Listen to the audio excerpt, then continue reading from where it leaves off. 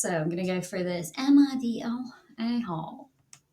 Am I the a-hole? Go through this, and then let's go where I was.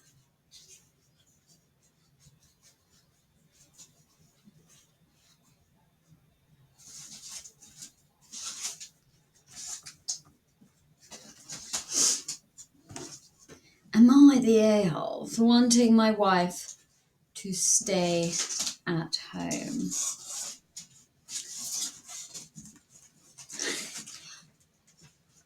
I work as a technical director manager for a theatre. While they finished refitting my new office, I worked mostly remote, only coming on site for builds and shows. During that time, my wife, who, to be clear, I love more than anything. Lovely, I love that. I love. Would not leave me alone while I was working. She would come in many times a day to tell me about how the receptionist at the place was huffy with her, or that her little sister was fighting with their partner, or to show me TikTok videos. It got to be a real damn problem. We had several conversations about how she can come get me if she needs me while I'm working, but please chill on all the little things. She would be sorry, and it would be okay for a day or two. But then she would start again. I know she's just doing it because she's lonely while I'm working, but she won't go make new friends. She always wants to come out with me to shows, which I don't mind, but she does the same thing while I'm trying to run loads in. Fast forward to the present day, and my office is finished, so I have transitioned to the full on-site work. She is upset because when she came with me to today's show, she said she was going to hang out in the office with me while I worked. I told her, no, I don't think that is a good idea. I have a lot of work to do before the crew gets here for load in. She got upset that I don't want to spend time with her. It's not that, it's just I just want to work when I'm at work. Fair, right? Fair. I mean, unless she worked with you. I told her I think it might be better if she stays at home when it's a show like today's. One where she doesn't like the show but wants to just go on an adventure. But she's currently sitting in my dimmer room mad at me. So let me have it. Am I the edit for info? A lot of people have asked what kind of company lets a spouse hang around, or similar questions. I am the only paid employee of the theatre, owned by the town, and run the operations, so her being there isn't a problem in itself. The issue is just her not letting me work. As long as shows and rentals operate smoothly, there is no company or boss breathing down my neck. No, I don't think you are the a-hole. I think she needs to find a hobby, and you should be living separate lives and have your own things. Also gives you something to talk about, when if she's going to work or she's finding hobbies, she can then tell you about her new day. You can talk about stuff that you've done. You can tell her about the theatre, and obviously maybe cut it down to once a week that she comes and spends a day with you when you're at work. It doesn't have to be every day. It's a bit clingy. She's a bit attached.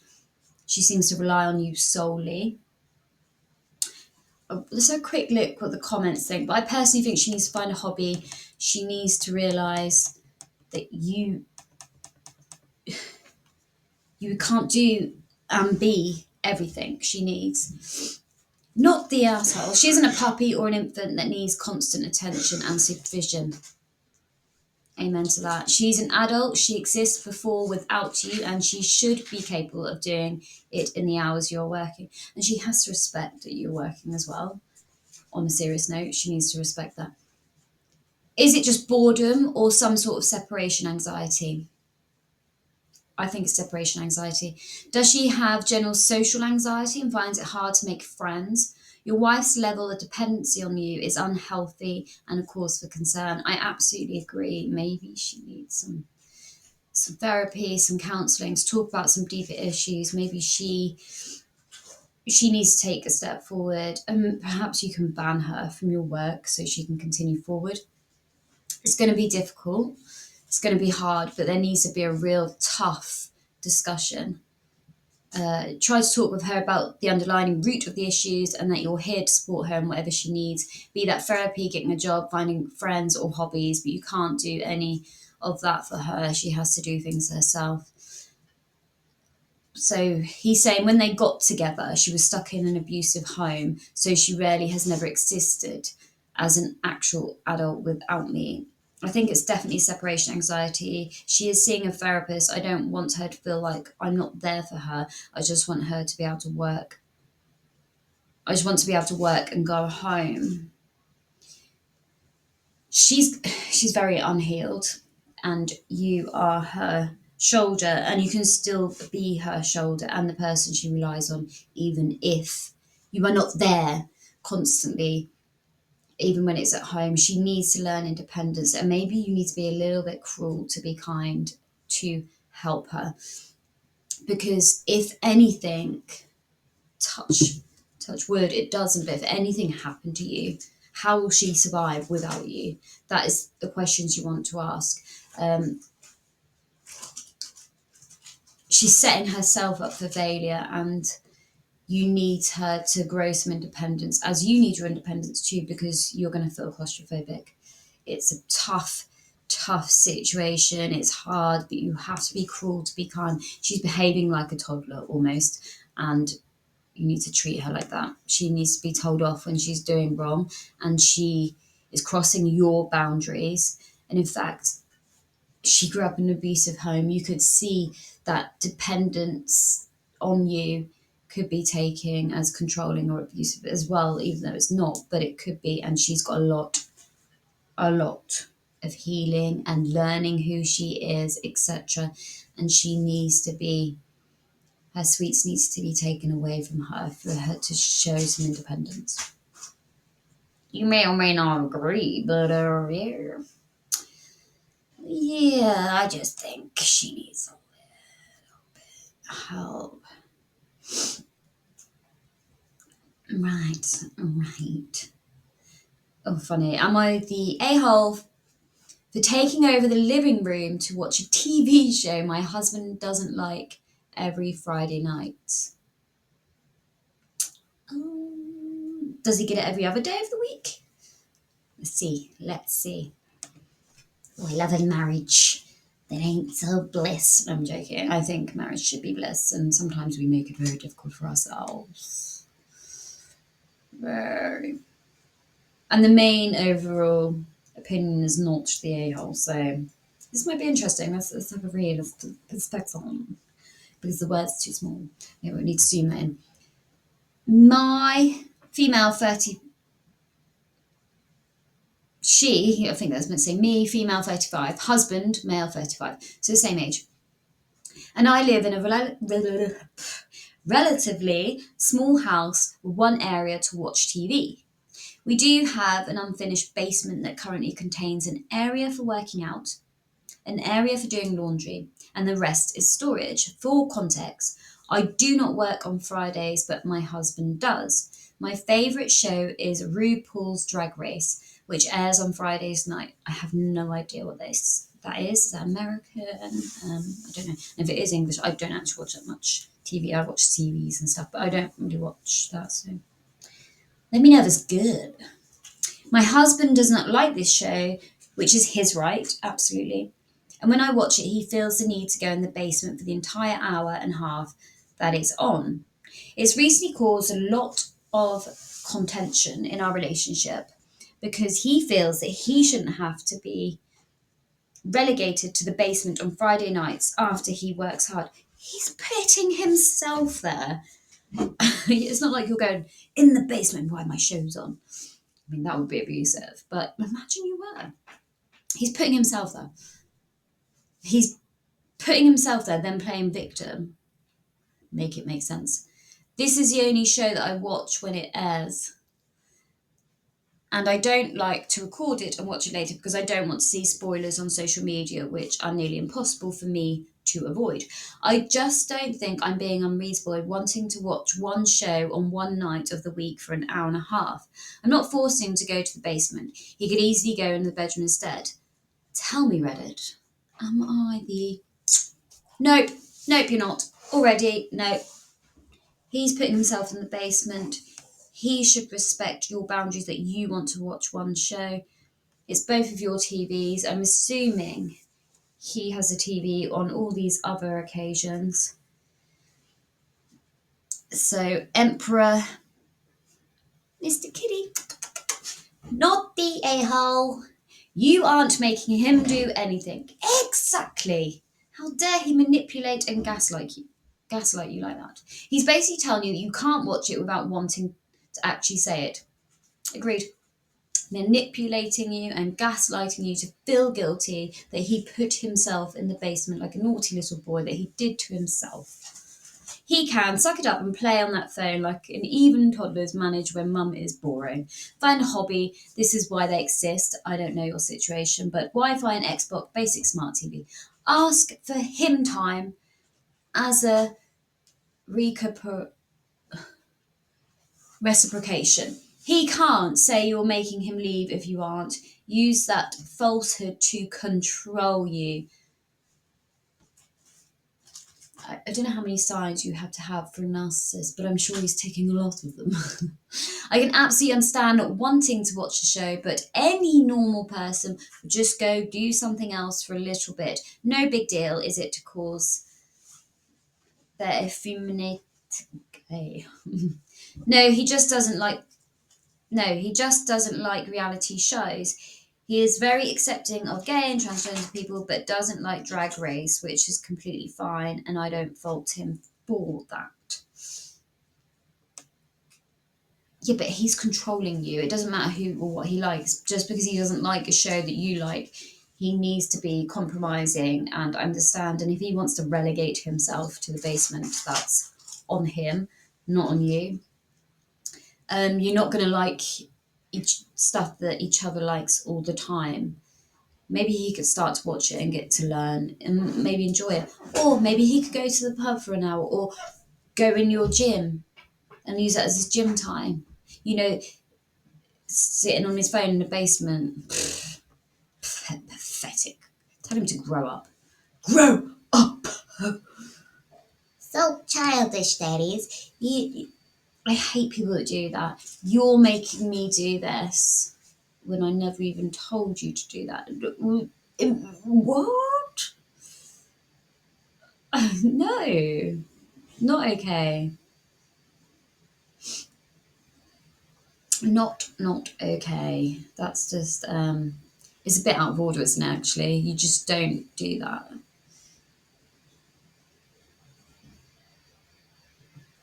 Oh, am I the a-hole for raising concerns? Excuse me. For raising concerns about my partner being alone about children.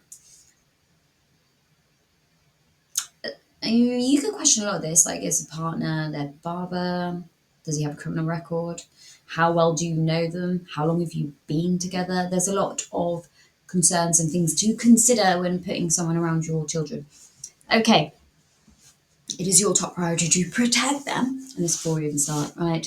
My partner was just recently diagnosed with epilepsy after a very serious seizure, which I personally witnessed. We have two young children, a toddler and a newborn, which I'm worried about with him alone to tend to them until his seizures are under better control. Let me set the stage a little bit by explaining that there was already an unfortunate incident with our newborn that has raised these newborn that has raised these concerns. I'm so sorry. That's really tough for all of you to deal with. Someone having epilepsy, and the fear for both of you as well. He was up. He was up to take care of our newborn while I got some rest, as this was very soon after delivery. Whilst tending to them, he had a seizure and our baby fell onto the hardwood floor.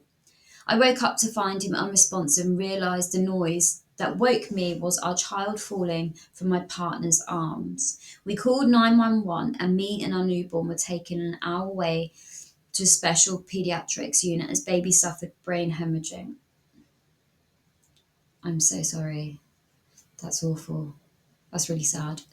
Our baby is fine now and he's been cleared by neuro teams and regular pediatrician.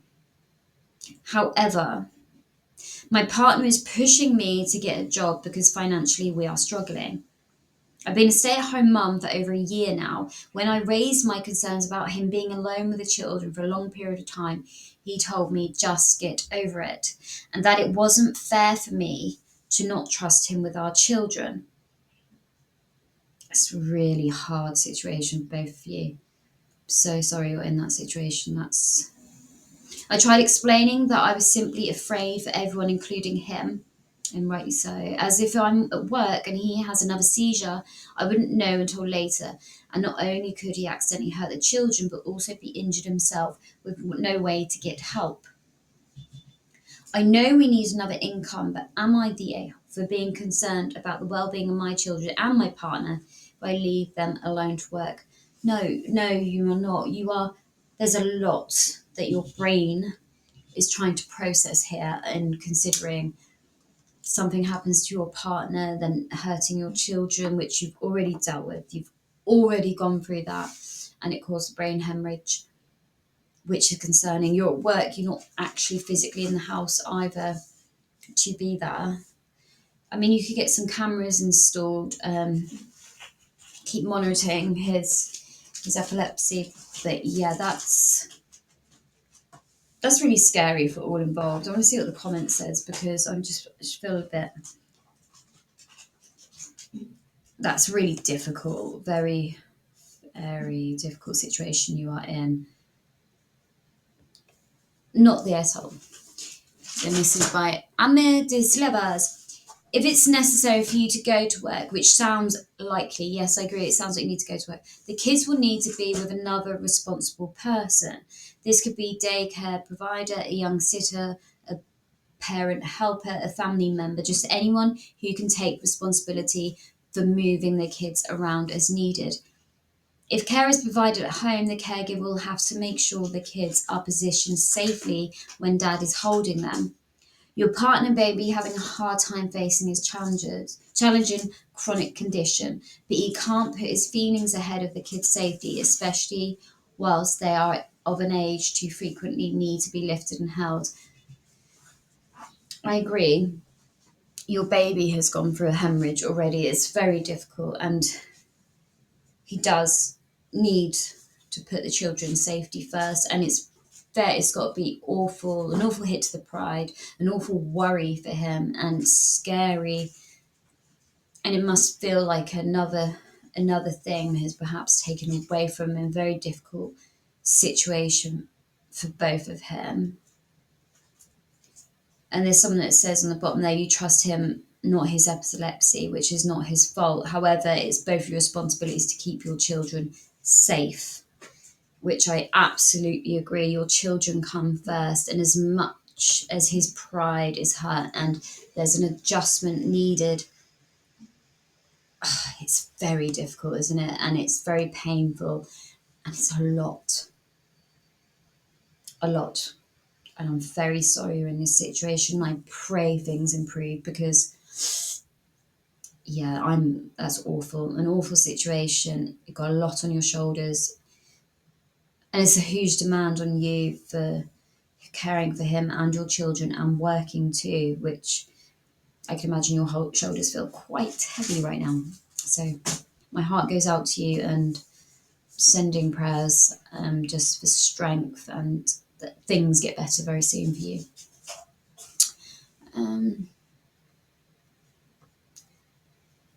Will I be the a-hole if I do not pay my boyfriend $500 monthly rent to live with him and his parents?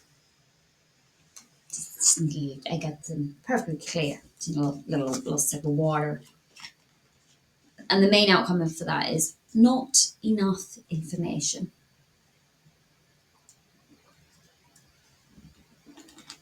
I'll probably cut that out. Me, female, 25. I wish I was 25. You see now, not see those curls lines? And my boyfriend, male, 30. I've been in a long distance relationship for over a year. I've been visiting him often since I work remotely, staying with him and his parents for 1 to 2 months at a time. So does he live with his parents? I guess saving or something. We're planning to close the distance soon, get engaged by September, move in with him and his parents by October, and get married in December or January. This living arrangement would be temporary as he plans to get his own place in 2026. Like, I was wondering, like, why is he 30 and still living with his parents? I mean, I moved out when I was 16, but every situation is different, and it's nice that he has his parents there. I felt good about this plan until he recently told me I'd need to pay him 500 a month to help cover rent to his parents. I earn 1,600 a month while he makes around 3,000 to 3,500. He currently pays them 700 monthly. This request blindsided me because it never came up in our many conversations about finances and our future. I'd happily pay 500 and more if we were renting our own place, but paying that much to live with him and his parents doesn't sit right with me. He thinks I'm being greedy for feeling uneasy about his request, as he pays for most things in our relationship. I pay for my own expenses, basically plane tickets, personal products, and he pays for dates, activities, etc. Living with his parents already feels like a big adjustment. Whilst they're lovely and the house is beautiful, I don't feel at home there. During my visits, I stay in his room all day working, only leaving to eat or use the bathroom, which is right next to the parents' bedroom. I don't have space for my things, so I live out of a suitcase, and I'm careful to clean up after myself every time. He also says he expects me to cook dinner once or twice a week when I move permanently. Back home, I pay my dad £200 monthly for rent, have my own bathroom, and feel completely comfortable around my family. Moving abroad is already a huge change, and leaving behind that comfort is hard enough. Paying 500 on top of that feels so overwhelming, especially when it's not even my own space. I'm open to contributing less, but 500 feels like too much for what I'm currently making. Would I be the if I refuse to pay that amount? Of course, you've got to contribute and you need to pay something to be living there, but perhaps you like they could look at the percentage of your wage if they really, if they really want you there. Then they could look at the percentage of your wage, like what he pays with his wage and the percentage that he pays, and you pay that same percentage. I probably wouldn't move until he gets his own place in 2026, personally. Info: did his parents raise his rent to 1,200 for the two of you to live there? Is that reasonable rent for a single bedroom in your area, or did your boyfriend decide you need to cover 500 of his 700 rent? Neither of these options seems great to me, but the second one in particular would be a real issue. Oh, absolutely agree. If he's making you pay 500 out of his 700, yeah. That's the problem. The amount was not set by his parents. It was his decision that he would give them 1,000 a month for the two of us. It seems unfair that he asked me for 500 so he can also pay 500 when we don't make the same. He makes twice my salary. It'd be different if he asked me for 300 so he could continue to pay 700 as he's been doing. But you wouldn't be paying 500 for one bedroom apartment. You'd be paying 500 to rent half of a room. I also think the split is unfair. This all seems a little fishy to me. I'll hold off making such a big change. I would as well. I wouldn't go. I would stay with your dad. And has he travelled to you? Is it just you travelling to him? Um, Correct. 500 to stay with his parents. As I said, I mostly stay in the room, not that that is his parents' fault. Currently, I don't even have a closet or small cabinet to store my clothes. He has not made space for my clothes in his closet. It's pretty full, so my clothes remain in my suitcase whilst I visit him for 2 months. Maybe it'd be different if I decided to move there permanently. If you're moving in, he should make space for your things. I'd say that even if you weren't paying anything, but it's doubtly true that if he wants you to split the rent, it sounds like he doesn't make any effort to make you feel comfortable. The boyfriend is operating under the me, myself, and I syndrome, so he's all thinking about how much. Yeah, I absolutely agree. I think he's being very selfish. You are just going to him for 2 months. Why has he never flown to you? Stick with your dad's, pay the 200 a month. Update me. Let me know in the comments if there's an update on this. I wouldn't go. You're going to be uncomfortable. You've then got to cook and clean. You've then got to stay in a bedroom. You don't have anywhere to put your stuff, and you're paying £500 a month when you're comfortable at your dad's.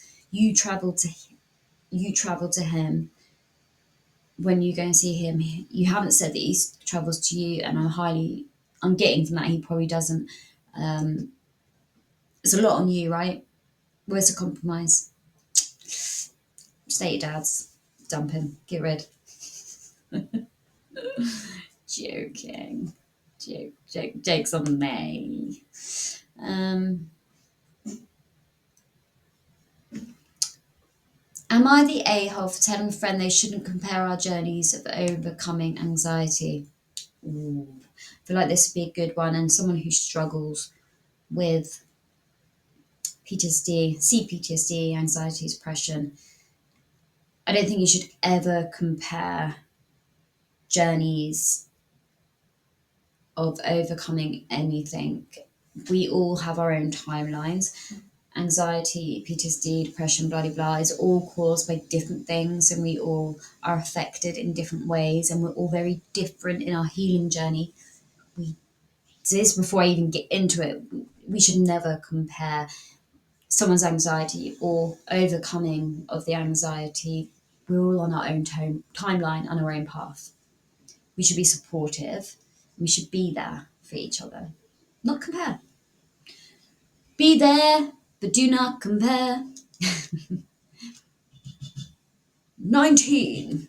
I think, is she female? I don't know. He? No, bra. It's right. Bra. It's Ryan. Bra. It's Ryan. I can't do that. 19. Was texting a friend. Also 19.